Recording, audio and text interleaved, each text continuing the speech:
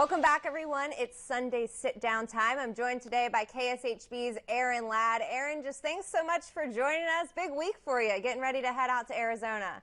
Yeah, there is a football game going on. I've been informed. It's a very exciting week, headed to Phoenix very soon. Let's dive right into it. We'll backtrack a little bit to start. The big thing surrounding that Bengals game, definitely all the trash talk, right, before and after. Just talk a little bit about the bulletin board material that they gave the Chiefs. I think that's what made part of this game so exciting, right? These two teams have kind of been neck and neck in the AFC recently. Cincinnati's had Kansas City's number as of late, 3 straight wins headed into the AFC title game, each by 3 points each, one of them at Arrowhead, a couple of them in Cincinnati. So, right, like, you figure that Cincinnati and the Bengals, which were known to be this rah-rah team in the past, you give them a little extra juice. They've handled you for the most part, while you've handled the rest of the league and consider yourself a dynasty of your own. Burrowhead, all the trash talk, whatever you want to call it, tuna in a can going back to last year. Justin Reed had some things to say about a tight end that wasn't even on the roster. You saw the full explosion of emotion after that exciting win for Kansas City because I believe it was personal. They wanted to beat Cincinnati, and they wanted that to be the team that they eliminated on the way to Super Bowl 57 against Philly. Well, now, speaking of Philly, we have the Kelsey Bowl coming up. I listened to their podcast this week. They said they don't want us to call it that, but I feel like we have to. Pretty crazy that two brothers are in the big game together. Just what's the emotions surrounding that just that you've seen? I think this is the first time in Kelsey history that they have deflected from attention away from themselves on other things. No, it's really cool. And for them to be surefire first ballot Hall of Famers, this only adds to the tale and adds to the resume, the new Heights Bowl, I like to call it as well. It's cool to see. I mean, we're not going to see them on the field at the same time. Obviously, they both play offense. And Donna Kelsey, who should be the MVP of the Super Bowl no matter what the outcome is, has already said she's rooting for team offense at Super Bowl 57 in Phoenix. But it's cool to see the Kelseys kind of make this history, first brothers to play in the big game. Their personalities really shining. Andy Reid asked about them earlier this week and just said, hey, he really thinks, and he's coached both of them in his career at Philly with Jason and here in Kansas City with Travis, says that they got big hearts, they care a lot, extremely compassionate, not only about football, but people as well. And it's going to be good to see their personalities really shine on this big stage. Travis obviously had that injury leading up to the AFC Championship. We had Mahomes' ankle. There was a handful of other Chiefs injuries. Just how important is it to have 2 weeks to kind of heal up for this game?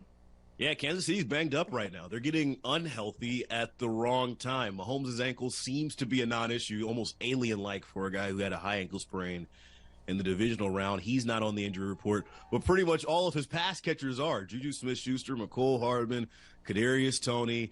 You can go down the list of guys who got nicks and knacks, and we're talking about a team in Kansas City that's played the most football of any team in the National Football League since 2018. That continues this year with the added extra regular season game. Yes, they had to bye the playoffs, but now they're playing in the Super Bowl, only 2 teams doing that.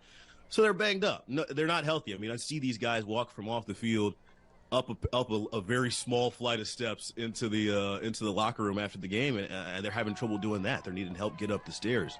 They're banged up. These 2 weeks critical to getting this team ready to play against Philly, who's got an injury list of their own, but relatively healthier when you come to impact players.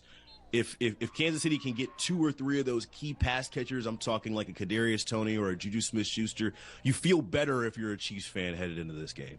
Well, one thing I feel like for the Eagles that's been consistent is obviously their defense. But looking back at the schedule, they haven't faced too many high-powered offense. Arguably the best one they faced, the Cowboys at this point. Just what do you think they're going to be able to do against a high-powered offense like the Chiefs? Yeah, it's a little bit of a step up in competition. It reminds me when Mizzou went from playing all those scrubs in non-conference to playing Kansas at home, and really there was a step up in competition level. You're talking about the Eagles facing Daniel Jones. All respect to Daniel Jones, much better quarterback than I am. And then a combination of Brock Purdy and Josh Johnson to get to the Super Bowl. Like, it isn't the most impressive resume if you're a Chiefs fan. So I think for the Eagles, obviously they know Patrick Mahomes and what he brings. It's a much more dynamic offense. It's a much more versatile offense. We have yet to mention any of the running backs, the pass catchers, and what they've been able to do for the Chiefs offense. Jerick McKinnon the offensive player of the conference for the months of December and January for his touchdown spree that he was able to bring on. So this is going to be a step up in class. I've seen people call it a shootout potentially, looking at both of these defenses versus the offenses on paper. It's going to be a challenge for Philly to see this Chiefs team with everything left to play for on the line, the Lombardi Trophy on the line. They're going to leave it all out there. You talked a little bit about the injuries that the Chiefs are facing on offense. I feel like they need just one of those guys to kind of step up big in this game. We saw Marquez Valdes-Scantling step up in the AFC Championship game. Just who are you expecting to be that guy in the Super Bowl? It's a great question.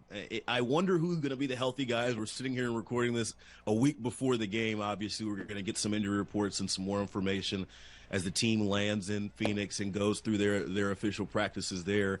If I had to put my finger on a guy, it's kind of an obscure name, but it's somebody that that Patrick Mahomes has shown his trust in throughout the year, and it's wideout Justin Watson. This was a 5th or 6th wide receiver guy coming out of camp who's had to kind of step in and earn his reps, earn his routes, and has proven his trust in Mahomes and has earned that trust in Mahomes throughout the season. He did not play in the AFC title game, was inactive with an illness. And when you got down to the end of the game, it showed. They were scraping the bottom of the barrel for pass catchers, and really they needed a guy like that to come through and be that reliable weapon for Patrick Mahomes. If 84 can be on the field and be consistent and be a contributor for Patrick Mahomes, when they need him, on the third down plays, not in the biggest moments, but just when you need to catch it the most, I think 84 could be an X factor for the Chiefs.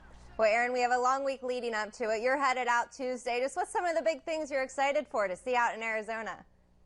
This is like an NFL gathering networking party. Like, this is the central hub. Obviously, the Super Bowl, one of the big mainstay billboard attraction, the biggest game of the year for the NFL. But right after that, we turn the page to the draft here in Kansas City. We're getting excited for that as well. That's the next big mainstay billboard event for the National Football League after the Super Bowl. So to have all that energy go from Kansas City versus the Eagles to potentially Kansas City hosting the draft and that kind of thing, it'll be fun. But warm weather. I mean, I'm sick of this. This is ridiculous in Missouri. I mean, I love Mizzou and love my ties here, but I can't wait to get into some warmer weather on the West Coast. Very jealous. Well, safe travels, Aaron. Thanks so much for joining us. For everyone at home, we'll have more after this break.